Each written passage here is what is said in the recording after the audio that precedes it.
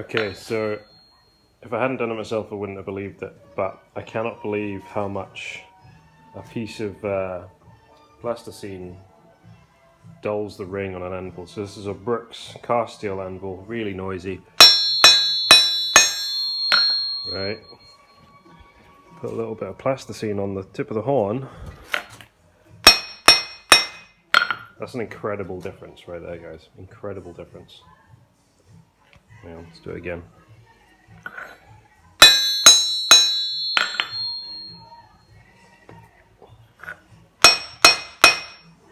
So, you guys with really noisy anvils, get a bit of plasticine or modeling clay, stick it on the horn, job's good.